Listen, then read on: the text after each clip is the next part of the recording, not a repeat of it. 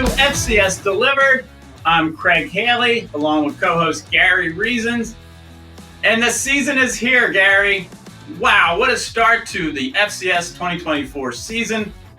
Woo! What did you think in week 0 as we head to the full slate of games this week? Well, it wasn't a full slate of games, Craig, but just a handful. But we got enough under our belt to see how things are going to go. And, we had a big FBS upset. We'll talk about that. But, there's a unique brand of football on the FCS level that's going to be on display this year, and we're looking forward to seeing it in full force this coming weekend. Well, Gary, as you know, FCS Delivered is produced by Seth Biles and Graham Bell. Just as we've done all throughout August, we've been setting up the season. And now that it's here, I tell you, week 0, if there was one word that stood out to me, it's resilience, Gary. You already mentioned Montana State taking down New Mexico. The Bobcats were down 17 in the third quarter. They come back and win 35-31. Florida A&M was down 14 and rallied to beat Norfolk State 24-23 in the MEAC-SWAC Challenge. McNeese almost came back from being 19 down at Tarleton State in the second half. They had a field goal attempt that missed on the last play that would have tied the game. Woo, these are just great games. Now, let's go into the one you first mentioned, Montana State. The first FCS over FBS win of the year. How did this come back? How did this happen for the comeback kind of Cats? When you look at the box score, when you start looking at how the game unfolded, you think there's no way that Montana State has a chance in this football game because they got down early in this ball game, really early on, right out of the gate, and it didn't get any better until late in the ball game because they were continually clawing back and having to fight. You got to credit that football team that they're going against in New Mexico. That's something that they're trying to get wins. They're trying to build their program at an FBS level, and but I tell you, Montana State, it just kind of shows the talent level and really some of the coaching skill that these guys have to keep everybody together and just going towards that goal of finishing this ball game and finishing it strong. They played lights out late in the ball game, and that's really the difference, Craig. It was kind of a game of attrition, and I think the Bobcats came out ahead with that victory. It certainly was, and the Bobcats actually didn't lead until 10 seconds left in the game. Scott Tree Humphrey scored on a 4-yard run, and that put him ahead. Between Humphrey and Adam Jones, they just ran the ball all day and finally paid off with this comeback win. Now, this week, 59 FCS versus FBS games are on the schedule. Week 1, there's going to be 121 FCS versus FBS games this year, and almost half are this weekend. 17 of them involve top 25 teams. One of the big ones, North Dakota State, number 2 ranked at Colorado Thursday night. Saturday, South Dakota State, number 1, the 2-time defending champions. They go to Oklahoma State, and they are trying to continue a 29-game winning streak. What a way to do that. What are some of your feelings on this game down in Stillwater? I think the 2 premier games you've got it nailed here, Craig, North Dakota State and Colorado, and then South Dakota State and Oklahoma State. FCS programs going against FBS programs. And the two FBS programs, I've had the privilege of covering those universities on a broadcast basis for many years, and I know the pedigree of football that each of those programs have. Obviously, in Colorado, they've got the new regime with Deion Sanders and his sons playing on that football team. That's going to be exciting to see. And then at Oklahoma State, under Mike Gundy, they always have a competitive offense, and things are going well there for them. So I think that these 2 games specifically could be really great launching points for both football teams. I think these games are going to be closer than most people think, those 2 games in particular. And that's what's going to happen across the FCS. You'll see that the FCS in total is going to be very competitive against their FBS opponents, I think in pretty much all of the games, because there's not that much change in the talent level across these teams. I think there's a couple of things at the FBS level that are a little bit ahead of the FCS. That's going to be in depth and in size of players potentially. But the speed of the game is not going to be a big factor because I think both levels of football, contain speed. And these 2 games are going to be a good example of that on display. Well, here's a question for you, Gary. And this may sound a little crazy, but should South Dakota State the Jackrabbits, 2-time defending national champions, should they dabble into a 2-quarterback system? Now, let me explain when I say that, because Mark Gronowski, as you know, is the Walter Payton Award winner, just fabulous leader, and has been leading that team for a long time. But they have Chase Mason behind him, who's already a junior. He's 6'4", he's 230, highly touted, really been impressive when he has played. And a 2-quarterback system has worked. We mentioned North Dakota State. Obviously, Cam Miller and Cole Payton have made it work. Tommy Mellott had Sean Chambers by his side in recent years at Montana State. This year, Montana may use 2 quarterbacks.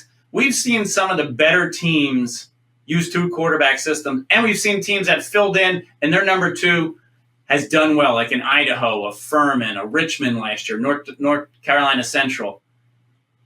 How about a 2-quarterback system? I know you know this better than anybody with football. How does that work, and should some of these teams like a South Dakota State consider it a little bit?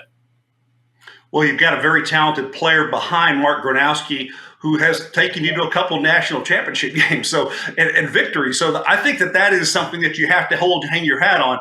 But does that backup quarterback or a 2-quarterback system give you something extra? When you talk about the size of that quarterback as a backup, and you talk about what he may be able to bring to the table, a little bit different skill set than Mark has, there may be some what I would call packages. I've covered a lot of ball games over the years where they do have certain packages for that second tier quarterback or second string quarterback to come in and get a package of plays and just build off of that certain times of the game. What does it do? It makes the defense prepare differently than they would for a single quarterback and a single quarterback system. And both quarterbacks have different intangibles that you have to prepare for. It makes it much harder on the defensive coaches and the defensive team to prepare for that offense that has 2 quarterbacks, because they're going to do something a little bit different with each one of them. So I think if there's an opportunity to kind of put that in there, Coach Rogers might say, hey, this gives us a little bit of an advantage. We've got 2 exceptional players at the quarterback position. Let's give each of them some time, and it'll help our team overall and make it more difficult against our opposing defenses. It is fascinating. I probably won't happen in this game against Oklahoma State, but if the Jackrabbits take a lead in a game that's upcoming, why not give Chase Mason some important time? And as you mentioned, develop that package of plays that maybe down the line will be big. Mark Gronowski is unquestionably the All-American quarterback, first team, and the Walter Payton Award winner. He deserves to be out there at all times, more or less. But it may be a new wrinkle that we've seen elsewhere, especially North Dakota State has made it work. Well, we'll see. And these games are just phenomenal to start the season. Now, when we come back to the second segment of FCS Delivered, we're going to have a special guest, Stan Becton, NCAA.com, who just knows FCS inside and out. We'll take a break here, and we will be back with more FCS Delivered.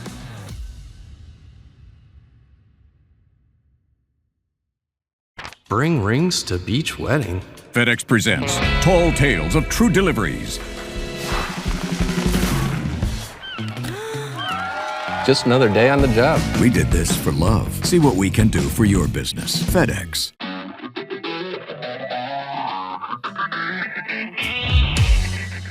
Welcome back to FCS Delivered.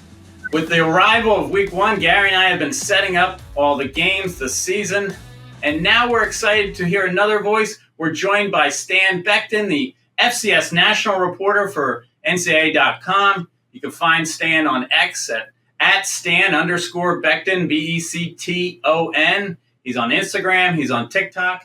He's all around the FCS nation. Stan, we appreciate you joining us today. Now, you played college football on the Division III level at Carnegie Mellon, but you've taken the FCS by storm with your coverage in recent years. What excites you about the FCS and its brand of football? Well, I think what excites me the most about the FCS is that it's just the level of play and the intensity. I mean, for a long time, I know they just started the CFP, but for a long time, this was the highest level of an actual playoff system. And with that, you get to see the highest level of talent that you can compete with almost everyone having a chance and not just like 2 teams. So that's what really excited me about it at first. And then just the fan bases and the culture. I mean, you have the Dakota schools in Montana, you got the schools in the SoCon in the South, you even have schools in Texas. And just like that culture around the teams really just was so easy to kind of follow and embrace. Stan, it is nationwide in the FCS, and you're going to be everywhere, like from the MEAC SWAC Challenge in week 0 to the FCS Championship game on January 6th. So tell me, what are your expectations for the FCS across the 2024 season? Yeah, I think this year will be one of the more competitive years we've seen in recent years. I think really a lot of conferences are wide open. There's not as many favorites across the country as you normally see. I mean, of course, you have the powerhouse schools, but I think the competition you'll get to see, and I think it'll be enhanced by having 16 seeded teams. I think all of that competition will make this season even better. So I'm expecting to see a lot more meaningful games as we get into late October, November. Yeah, I like the 16 seeds in the tournament. So, Stan, there's the Dakotas and the Montanas. They've been dominating at the FCS for a number of years. And if you had to pick one or two other national title hopefuls, who do you think they might be? Yeah, if I had to pick one or two, I would go with Villanova first, just based off of their schedule alone. I mean, they play Youngstown State, New Hampshire, and then, Delaware. But how much will a Delaware win or loss really hurt them in their playoff case this year? So I think that's one team. I think the next two, I was kind of stuck between two, Sacramento State and UIW. I said UIW because they will play South Dakota State in the regular season. So, it's always hard to beat a team twice. So if they do match up in the playoffs again, that would be interesting to see. And then Sacramento State because, at some point you finally have to get out of that second round. Just hearing games like UIW and South Dakota State, we are ready for the FCS season. Now, obviously, you've already been out at a game, the MEAC SWAC Challenge this past weekend, week 0. And you do have a love for FCS, HBCU football on the FCS level. You attend a number of these games. For somebody who's never attended an HBCU game, can you describe that unique atmosphere at a game? Yeah, first it starts with the fans. The fans are intense. A lot of the times I get to interact with the fans before the games, do some kind of just fun content with the fans before the games. And the fans, they're as passionate as you can get, just as passionate as you would see a fan at an Alabama or Georgia game. So that's always lovely. And then they have this special element of the band. I know a lot of people have been playing that EA college football game and seeing that stadium pulse. Well, it's kind of intensified when the bands are as good as they are. You have bands like the Sonic Boom, Jackson State, the Marching 100 I heard last weekend. And with that at the game, it just adds a whole different element of, you have to interact with the crowd that way. Because I remember the 2021 Celebration Bowl, Jackson State, South Carolina State. That turnover late in the game, I always go back to this. Shedeur Sanders was at the end zone right next to South Carolina State's band. So I'm sure that played a role for him turning that ball over. So that's just a whole nother element you have to deal with, and it creates a crazy atmosphere. Well, Stan, you may not be aware, but we've got a new award this year that we're going to be presenting on a weekly basis. It's going to be an HBCU Player of the Week. So we're excited about that, and we'll have an end-of-year HBCU award winner as well. We'll get more on that as the season comes along. Now, on your NCAA coverage, you seem to have a lot of freedom to develop a lot of storylines and really anything you like about that. Tell us about that relationship on NCAA.com and how that opportunity came about for you. Yeah, so the opportunity first came about through an internship, and I got my start my last semester of college just working with the NCAA.com team. And then after that, they brought me back for a postgraduate year. And with that, I ended up pitching the idea of covering FCS and HBCU football, and they were all for it because they hadn't really had anyone on their site to kind of do it. So then with that, it was really just diving in and doing that initial research to make sure I know, okay, these are the storylines. These are kind of the trends to follow. And then from there, it was just more so for the opinion-based articles, just making sure that with those opinion-based articles, they're based in fact. They're based in some sort of research. So everything has to go through like a pitch process, but they tend to approve a lot of them just because the content ideas are just kind of unique in nature, or they've been something that they've seen work with other sports before. So that kind of allows some of that freedom to kind of shift to FCS. It's kind of helpful when you have somebody writing on college basketball or volleyball, and then you can kind of shift that idea and make it FCS based. Certainly a lot of storylines out there. Love to watch, to read your coverage, Stan. Now, what is the NCAA perception of the FCS level? What's next? The next step for the NCAA and the FCS? Yeah, I think the next step is really enhancing that exposure. I mean, I think you see them kind of trying to do that with this Monday night game they're doing for the title game this year. And I think it's really just trying to enhance that kind of exposure and awareness of the FCS so it can get to the point where it can kind of stand on its own a little bit, because, it's in that big package with all those other NCAA sports when it comes to the TV deal. And I think the next step is being able to make the one football property that the NCAA does have, because we know they don't own the college football playoff and the FBS level, making that one property that they do have kind of be able to stand on its own and make that money and bring that money in. So I think you're starting to see some of that with this Monday night game. So I think that's really the next step, just really enhancing the exposure and then bring that monetary value with it. Well, that atmosphere at that championship game being prime time again is going to be outstanding. But there's so many games and big events along the road to Frisco. Stan Becton, the FCS national reporter for NCAA.com. Gary and I appreciate visiting with you, and we look forward to following your coverage throughout the 2024 FCS season. We're going to take a break from FCS Delivered, and we will be back with our third and final segment.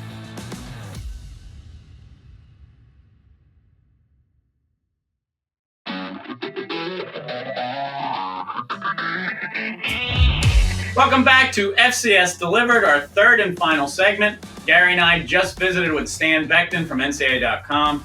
What a wonderful conversation to see his ins and outs of his NCAA coverage of the FCS.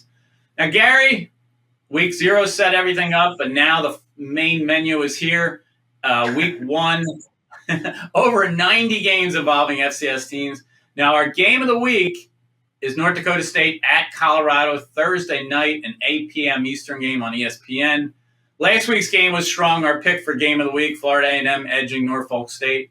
Gary, this is just a wonderful matchup. As you know, the Bison once beat 6 straight FBS opponents. That streak ended against Arizona in 2 years ago. Tim Polisek's debut for the Bison as head coach. Tell us a little more about this great matchup taking on Deion Sanders and his team in Colorado. It's interesting, Craig. Over the years, North Dakota State, because of their prominence at the FCS level and really how much of a competitive football team that they have developed there over the years with different head coaches and different programs overall, it's hard for them to get us to schedule FCS opponents as well as FBS opponents in the offseason. Just trying to get a schedule is tough. But here they are. They go against Colorado, and time kind of has a way of working with things, and all of a sudden you've got a great matchup with a Deion Sanders-led Colorado Buffalo team going against North Dakota State. I think this is classic. I think this is going to be a fun game to watch. You're going to see a very controlled offensive system and a defensive system that's going to play smart football for North Dakota State, going against a team that is going to live by speed and dynamics, and being a team that's, they're going to try to make explosive plays to beat you, and they can because they have a lot of talent in Colorado. So I think that's going to be a fun matchup on how this comes together. It's going to be interesting to see, Craig, how North Dakota State, whether they pull back the reins and they say, hey, let's slow this thing down if we can, or, they try to take on that speedy Buffalo train as it's rolling.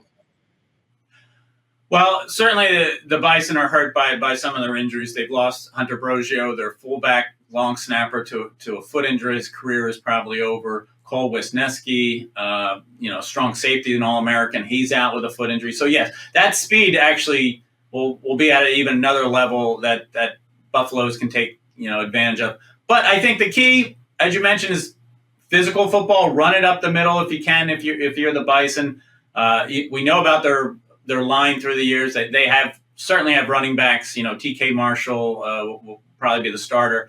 Cam Miller, 31-9 as a starter, and Cole Payton comes off the bench. He can really run the ball behind center. Colorado was kind of beat up against the run last year. I'm sure Deion has solved a little bit with the transfer portal. But is that the way to go? Just run the ball and really milk the clock and take the crowd out of it? Well, that's who they are. I don't think you're trying to create a different identity of a football team, and that's what North Dakota State has been. Has been a very structured, very powerful football team that does things their way, the North Dakota State Bison way, and that's exactly what I expect to see here. So I don't think they change anything. They don't try to be too cute or anything. Just play and be your football team. They've got some new faces on that football team as well. We'll see them come, and we'll see what they add to the mix as far as the strength of the Bison. Well, we know these people really well. Dion was Eddie Robinson Award winner. Shedeur Sanders, his son, the quarterback, won the Jerry Rice Award in the 2021 season. Just a fabulous matchup. Who's your pick in this one, Gary? You know what? I would like to think that North Dakota State has a chance in this one. I think they're going to keep it close. I think it is going to be a close ball game. But in the end, I think that Colorado is just going to have a little bit more speed than North Dakota State can handle. I'm going to have to give it as a close one to the Buffaloes. Well, I don't feel as confident as I once did with these injuries now for North Dakota State. I'm going to stick with the Bison pulling the upset. They're 9.10 underdog. It's just a fabulous game. I hope it comes down to the end. Now, if you're watching this week's episode, you see our our picks on the screen. We're a little boring this week, Gary. I mean, we have the same results other than North Dakota State, Colorado. We're mostly home teams. We're picking Villanova to beat Youngstown State in a playoff rematch. Eastern Washington, we picked them over Monmouth. South Dakota State, we did not take them in an upset at Oklahoma State.